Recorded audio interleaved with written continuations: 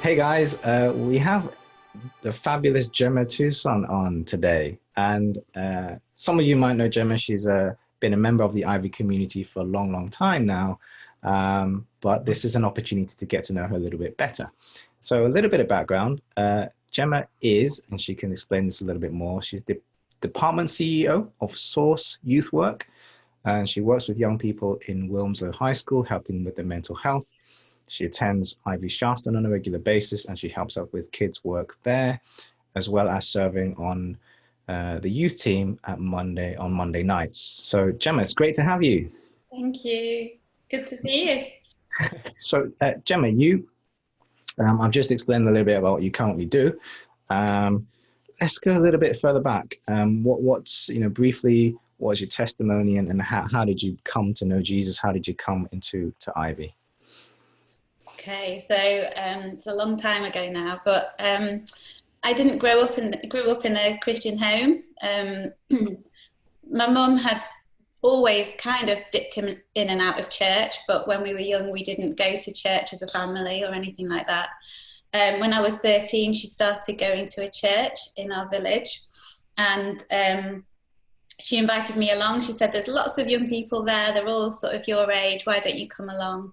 So I would go, and I wouldn't stay for long because I did horse riding on a Sunday. So I would go for part of the service, and then I would get picked up and go off to horse riding. And so I missed sort of the youth part of it because I was there for the worship, but not for the message. When I was about 15, I stopped horse riding, and I started going to church a bit more with my mum. And through doing all the youth stuff, I became a Christian. And then I got baptised when I was 16. But during that same time, I started going to college. I just left school. I was free. I was meeting lots of interesting people. As I got to sort of 17, I started going to pubs, and I had a bit of a wild few years during my teenage years. But all the time, I still went to church.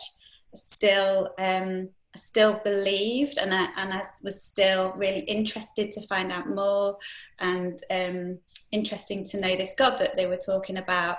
But I don't think that during those times I could say that I had a really deep personal relationship with Jesus. Okay. Yeah, I resonate with that a little bit. I mean, we all have different definitions of wild times. So now you're doing, you're doing work with youth. It seems to be a very, very strong passion, and you also have, side projects with that. You've done some work, created some material for youth. How did you get into that? How did you end up being so focused on youth work and mental health to come alongside that? It's quite a long story, but so my degree is in fashion. I did a fashion degree. And during my during my work experience, I went to London, and I was working with a magazine, a teenage magazine called Just 17 that was around at the time. I remember that. Yeah, and so I did fashion design, but then in my final year, I focused on fashion styling. So I did a lot of fashion photography and styling, and I really loved teenage magazines, but I also hated them at the same time. I thought that it portrayed a really bad image to young people. I thought that the content wasn't necessarily great or wholesome. And I came out of my degree wanting to set up my own magazine, which was the first thing that I ever pioneered. I set up a magazine. I cheekily asked Andy Hawthorne if I could have an office space at the Message. They'd just opened in Sharston, and I saw that I had a look around when they had this open day and saw that they had loads of spare space. So I asked him if there was space for me there. Wow. And they gave us, myself and my friend, they gave us a desk. And it was such a privilege to be part of such an amazing organisation, or to be in their space. We weren't affiliated with them, but they were just letting us have this space, and it was incredible. We were, we were able to join their prayer days and everything that they did, and learn so much from them, and it was a really amazing time. So from then, I then started doing some freelance workshops with young people. I was doing fashion workshops within high schools, one of them in Manchester, which was branded as Golden Time for the year sevens. And I would go in once a week, and we'd do t-shirt creations, and they would then showcase them. And at the same time, other groups were doing different things. So they were doing graffiti art and dance and drama, and everybody would showcase that. And it was a really fun time. And I did that as a freelance for Engage, who were working with young people, who are still working with young people in Manchester. And then from that, I then got a bit more work through Engage, and I was working in a high school in Macclesfield, and they asked me, I was doing creative stuff with them, but they asked me would I be interested in doing some one-on-one mentoring with some of the girls that they had that were having some issues with their mental health and with self-harm and things like that. So I started doing one-on-one mentoring with them, which was really great. Really enjoyed just having that time to help them. And then as my contract was coming to an end, sorry, I missed a part. During that time, I was also writing a resource called Beloved. And my main focus really was on, so it was for Christian youth groups, but my main focus was on helping the youth worker build community within their youth group. So a lot of the time I felt like I would go into a situation and I would help a group of young people and build a relationship with them, but then I would leave them. And we'd got to a point where they were opening up and confiding in me, and then I would just disappear, and it grieved me. And I thought, like, if it's grieving me, how would it be affecting these young people as well? So Beloved came from that point. I was thinking, I want to help youth workers build relationship with their own young people, and then hopefully those relationships can go deeper and carry on. So I wrote Beloved, which we're still using now. And I met up with a friend of a friend who was setting up a project in Wilmslow, and I got in touch with him and I said, look, I've got this new resource, maybe you can use it with the young people that you're connecting with in Wilmslow. So we got together for a coffee, and he had just started this project in Wilmslow. He didn't really know what he was doing. He was just employed to connect with the young people, and he went to the high school and said to them, how can I serve you? Which I thought was incredible. He didn't go with an agenda. He didn't say, this is what I can do for you and all that. He just basically said, how can I serve you? And after a few different roles within the school, he ended up in the Wellbeing Hub, and students were being sent to him to talk to him about their mental health. And he'd been sent a few girls, and obviously for safeguarding and things like that, wasn't able to do one-to-ones with them. So I'd said to him, I've just been doing some mentoring in a high school in Macclesfield. My contract has now come to an end. I have some spare time, so if you need anybody, I'm available. And so I started working with him, and because both of us are very similar, we don't settle for just small things. We're both got like a pioneer heart. We started to create more and more things out of what we were doing. So we created a resource called Trace. That's a mentoring resource that the high school then bought for every year 7 and year 8 in their in the school. We've set up like a cafe, a drop-in cafe, where the young people come after school three times a week. And then we do two Friday night hangouts. So we're really, really busy. We've connected with loads of young people. Not only that, we have space in our cafe. We have two breakout rooms where we have free counselling, and we've partnered with some counsellors in Macclesfield called Just Drop Him. And the young people come and have free counselling in that space. And in September, we started an alternative education programme on a Thursday for the young people that can't physically go into school because of their mental health. So we have started this education programme that is hopefully a stepping stone for them to get back into school. And even though we only started in September, we had one young person who couldn't access school and hadn't accessed school for over 18 months, and he just started going back into school just before we went into lockdown. So that's amazing. That's so inspiring, Gemma. That little seed that would have been sown many years ago, coming off the back of reading Just 17 magazine. And to think about all the lives that has been impacted directly and indirectly through what God has been doing through you and the relationship that you've built. Fantastic work. On this note, Gemma, with you being so close to the youth work and us going through this time now, this global pandemic, what do you think that, what could we be more aware of in relation to what the youth are going through during this time?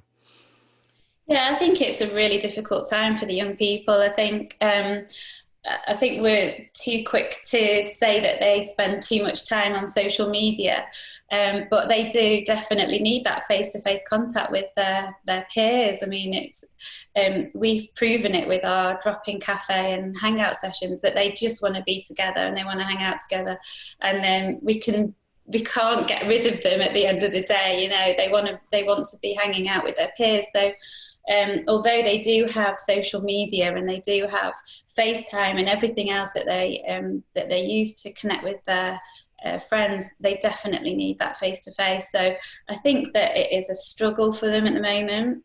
I know it's a struggle because I hear stories of young people that we work with. I think communication is massive, and it's definitely a key, and we need to just keep talking to our young people. We need to keep checking in with them. We need to be a little bit persistent in a way, but not too overbearing, because we can ask them how they are and they say they're fine, and a lot of the time they're not. So we need to find those ways to check in with them in a not threatening way, but in a caring way, to make sure that they're doing all right.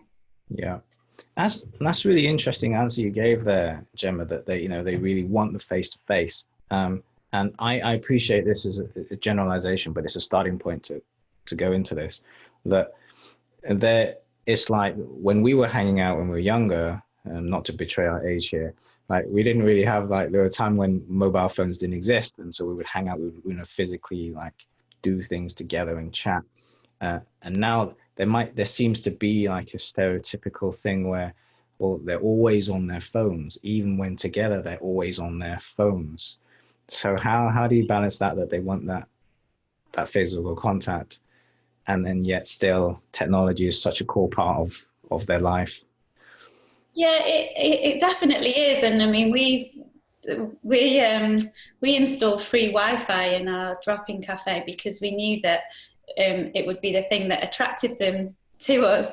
And the minute they leave school, it's the first time they can use their phone all day, because they're not allowed to use it in school.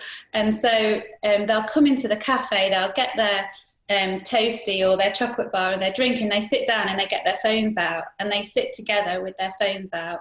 And a lot of the time our volunteers some of our older volunteers are they're like, oh, isn't it funny that they just sit there on their phones, but they're still interacting with each other. They're showing each other things that they're finding on their phone, you know, the funny memes or the dances on TikTok, or some photos that are on Instagram. They're still interacting with each other whilst they're also looking at their phones. And we find a lot of time that we can, you know, they communicate really well sometimes when they're not actually looking at you. They're communicating better with something in front of them, which they do. Yeah, I guess it's a skill that they've learned to do, right? Because No, like my colleague Matt, I mean, I don't do this because I have no idea how to use a PlayStation or anything, and I embarrass myself if I even try. But my colleague will sit with the boys on the beanbags and talk to them whilst they're just staring at the screen. You know, they're not looking at him, but they're chatting away to him because they're busy doing something, and that's when he gets the most out of them sometimes. That's funny. We're developing a very strong multitasking generation here. And then I want to come back to what you're doing now, and I know that you've been doing some great stuff for the NHS, Gemma. Tell us a little bit more about that. Yeah, so after a week of lockdown, I was furloughed because we were trying to do some remote youth work, and it wasn't really working out for us. So we had to be furloughed, which is okay. All our young people knew about it, so that was fine. But I'm somebody who always wants to be doing something. I can't really sit still for long. And with my fashion degree background, when I heard that the NHS was struggling for scrubs, I just thought, well, you know, I'm going to have to help. I can't just sit and hear that and not help. So a friend of mine who's also very good at sewing, I said to her, she's on furlough as well, so I said to her, hey, why don't we attempt to make a couple of pairs of scrubs for the NHS? So she was excited about it, and we decided that we would set up a Just Giving page and ask if people wanted to donate for fabrics, because a lot of people were using old bedding and bed sheets and things like that, and you know, it looks great. Some people wearing, you know, like football themed scrubs and all sorts of different things, but we wanted to go down the more classy route and buy some nice coloured fabric. And so at first we thought, oh, maybe £100 would be great, but then both of our husbands said, oh, I'll give you £50 towards it. So straight away we were like, oh, well, we need to maybe say £200. So we put a Just Giving out, and we put our limit at £200, and put it out on Facebook and Instagram. And within 24 hours, we'd raised £400. Wow. Which was incredible. But then at the same time, it was a bit like, oh, now we're going to have to make loads of scrubs. So we put a call out for people, you know, would anyone like to join our team? And we got 6, including us two, we've got 6 seamstresses now. The person that we sourced the fabric off gave us the fabric at cost price. So instead of £3 something a metre, we got it for £1.30. And so that equated to 220 metres of fabric, which hopefully will make in the region of 55 pairs of scrubs. Wow. So, yeah. That's awesome. And how many have you made so far? As a team, we've made 10 pairs. So wow, it's a lot of work. I mean, how much time does it take to make one? I'm guessing that the more you make, the quicker it is to make them. But we only started last week because it took us a while to get the source the fabric. It took a good part of a day to make one set for me. Wow. With obviously stopping and starting and looking after the family and stuff. But then the next day when I started making the next pair, it was just, I knew what I was doing, so it was a lot quicker. So I'm just hoping that the more I make, the quicker I get, and I'll be whipping them up in hours. I mean, that's still amazing, Gemma. That really is, because I know, you know, you asked for donation, you've seen the generosity of people. But I think giving the money is the easier thing. Like the time that you're putting in, that really shows the heart to help out in a time like this. So that's fantastic, like spirit and contribution. Really cool. Gemma, when it comes to the pandemic and what we're all experiencing right now, um, how has what how has what you're going through like influenced your relationship with God during this time? I really trust that he knows what he's doing during this time. At the start of the pandemic, I was praying and I had a vision, like I saw a picture of church buildings all across the country, and the walls were just falling down. They were coming down, and there was congregation still inside the churches, still praising and worshipping, and there was people that had been stood outside these churches for years, wondering what went on in those buildings. People that felt like they couldn't walk through those doors for many different reasons, because they didn't feel like they would be welcome, they didn't feel like they were worthy enough to go in church, that they would be accepted, that were standing outside these churches for years and years and years, and that, you know, were just thinking, what do they do in there? What do they talk about? What is it that, why are people going in there?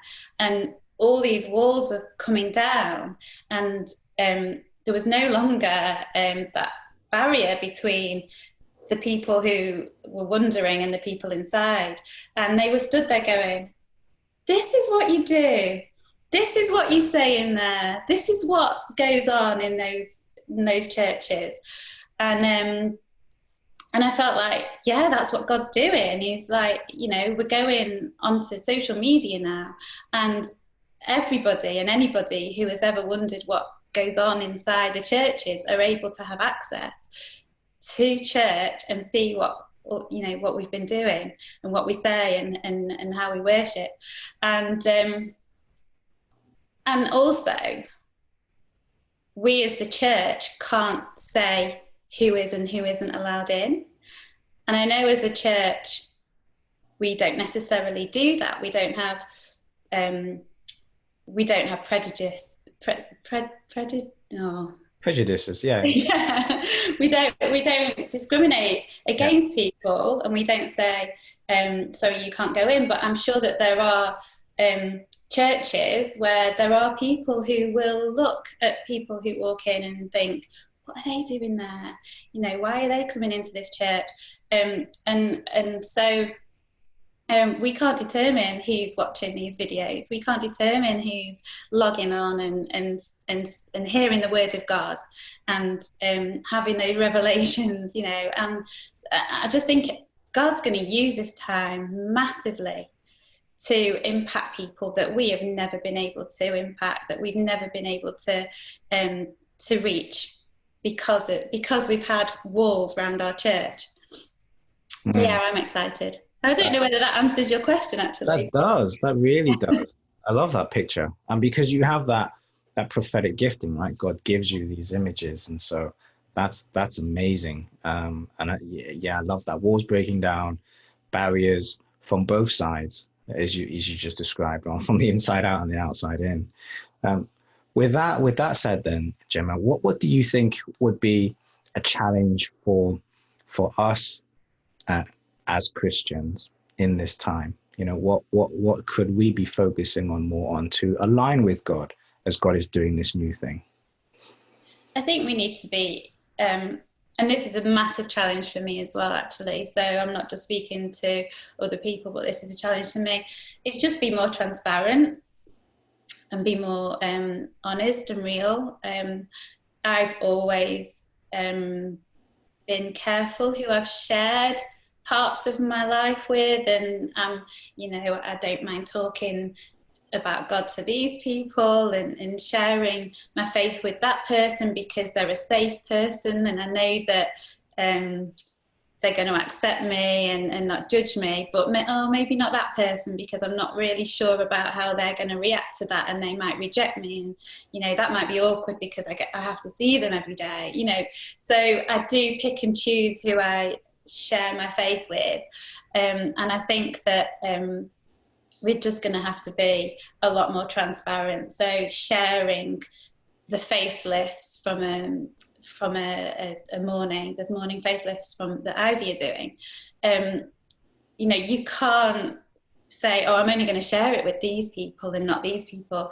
You press share on Facebook and you're sharing it with everybody who you're friends with. And so that, you know, that's being more transparent to everybody. That's showing them what you believe and what your faith is. And I think we need to do that. I think we've always needed to do that, but during this time, we can do it even more. Yeah, I think you picked on something there that is, you know, to some degree, an issue with that everyone faces, the fear of being accepted by the people in different areas of our lives, you know, and wearing a different mask to accommodate that, versus does any of that really matter when God calls us to love and God calls us to share the gospel? And if our focus was primarily on that, then these masks don't really matter, right? It's what you're saying, isn't it? Yeah. Yeah, that's cool. Great. Gemma, so what's last question here for you? Like, how do you think for yourself personally, or even wider, if you've thought about it, things will be different once we've finished this particular chapter in the history of the world, where things start opening up again? You know, people talk about new normal, and yet nobody knows really what that is. Have you given that much thought for yourself personally, and or even wider?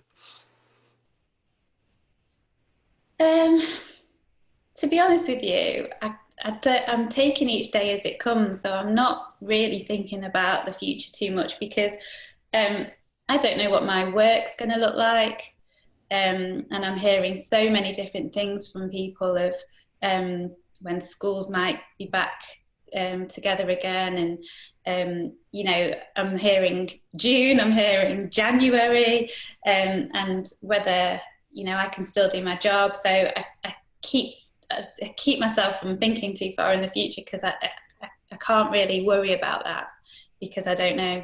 It's all in God's hands. I'm hoping that we're all more tolerant of each other. We're all more accepting of each other. That I mean, just thinking about my street, I never really used to speak to my next door neighbours that much. I used to just say hi to them, and they're lovely, pleasant people.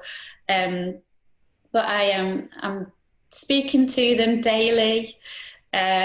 You know, I found out that my next door neighbour is a textiles teacher, and she's now sewing scrubs with me. So, you know, but like I've had the time to speak to them, and I think that we're always in a rush, aren't we? And I am the worst person to stick my head down and rush past people, because I don't have the time to speak to people.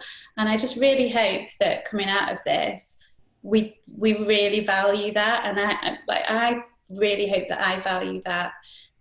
Just speaking to somebody at the supermarket or in the street. I mean, when I go for a walk, everybody's saying hello to each other. I don't know whether that's everybody's experiencing that, but just going for a walk, and because we're seeing human beings, we're saying hello to each other, and I've never experienced that before, apart from walking in the countryside when you haven't seen a person for the last half an hour and then you bump into someone.